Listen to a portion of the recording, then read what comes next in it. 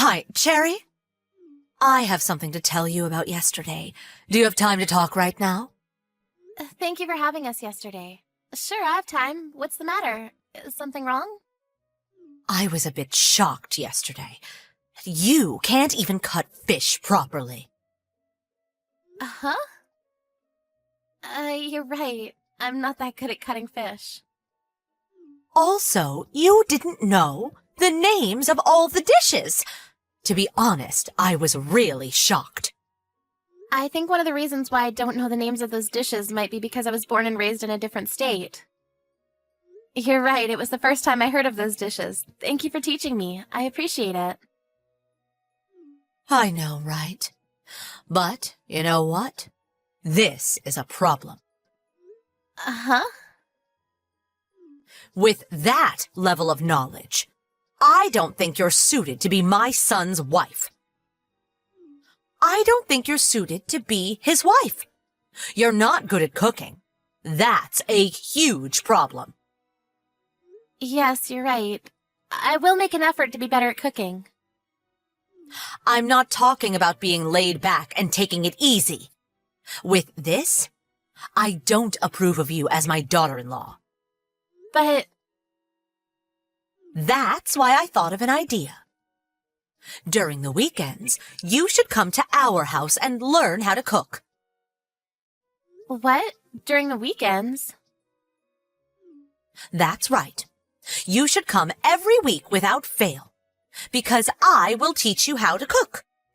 If you attend a cooking class, it will cost a lot of money.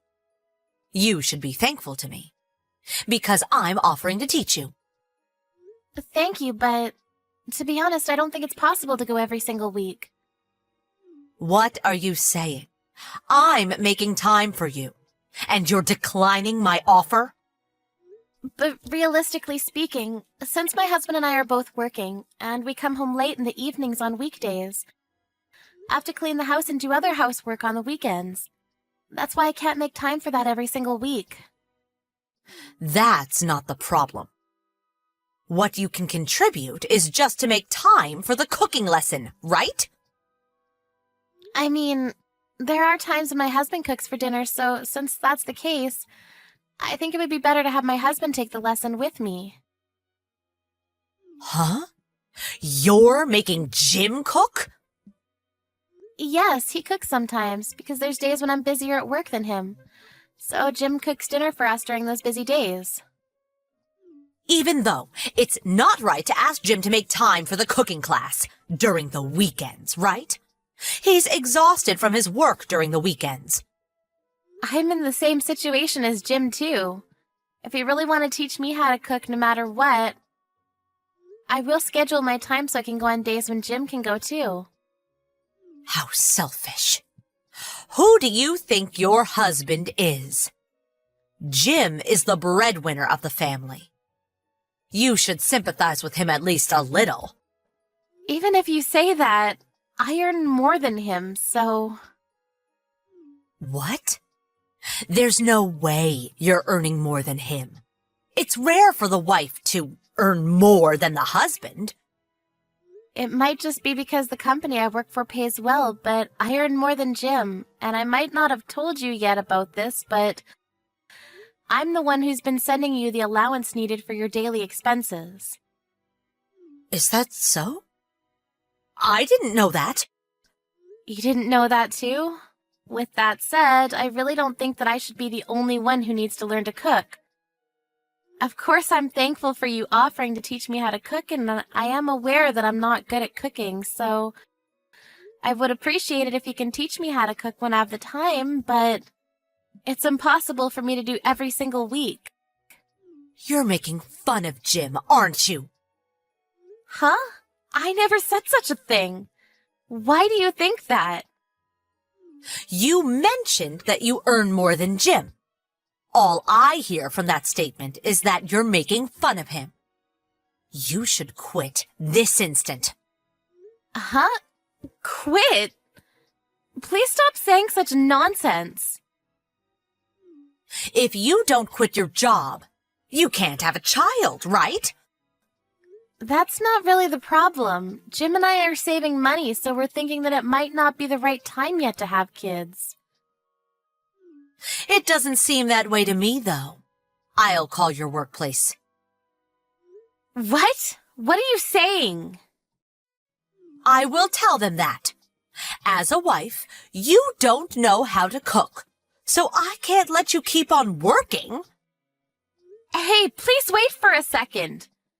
You don't know the telephone number of the company I work for, right? I know the number, because I received it as an emergency number. I'll go call them right away. Even if you do that, there's no point in doing it. It will only be a nuisance to the company, so could you please stop? I won't stop.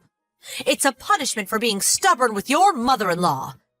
You should suffer. You should reflect a little. I don't understand what you're saying, but didn't I just say that I can't go every single week? Shut up. You're making fun of Jim and me. I won't forgive you for that. I will make you pay for this. If you do that, you're going to be the one who'll be in trouble, you know. I already called them. I also told them about all the bad things you said about us. Because of that, you will have a hard time at the office, right? You should hurry and quit your job. You're right. My colleague was the one who talked to you on the phone. I apologized to her for the inconvenience, even though she was busy. You made me apologize for something I didn't do.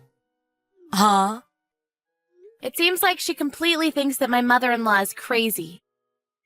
Why am I the one who is crazy? No one in their right mind would call the workplace of their daughter-in-law to ask them if the company is going to fire her, you know. I'll be finishing work now because I can't concentrate on my work if you keep on doing this to me. You should just quit your job. You can't even make a child. If you can't make a child in 3 years, I will ask you to leave.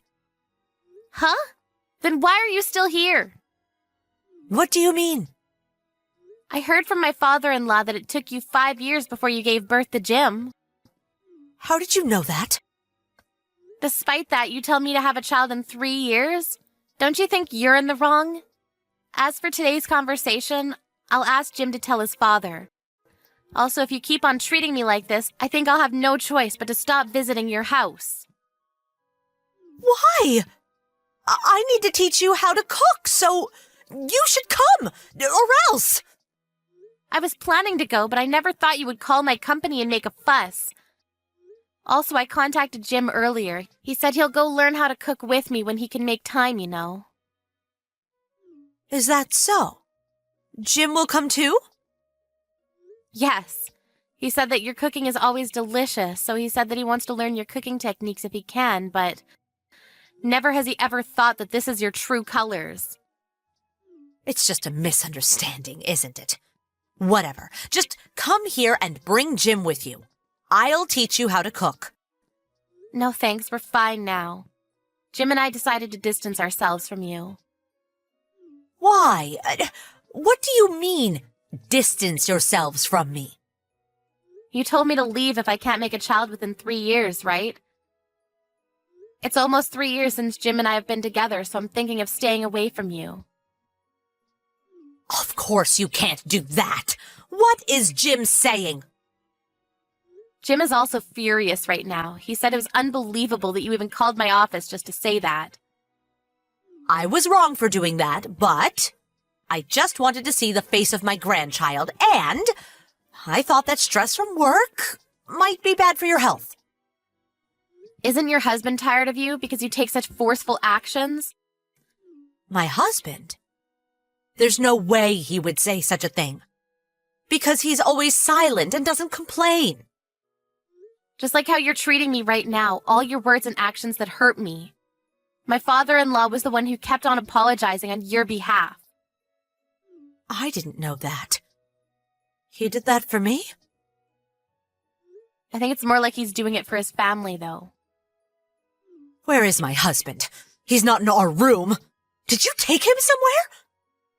The 3 of us decided to eat out tonight. He'll probably be able to relax a little since the noisy one's not around.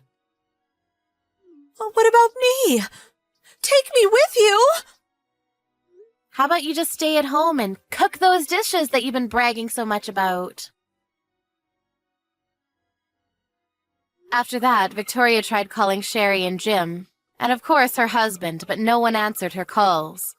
So she ended up eating supper all by herself. When her husband arrived home later in the evening, he pretended to not see Victoria and ignored her. So Victoria finally apologized. She was told that he won't listen to her if she doesn't apologize to Cherry, so even though Victoria doesn't want to apologize, she decided to go and apologize to Cherry. Apparently, she's thinking of cooking her signature dish that she's very proud of to bring with her to Cherry and Jim's house to apologize to them.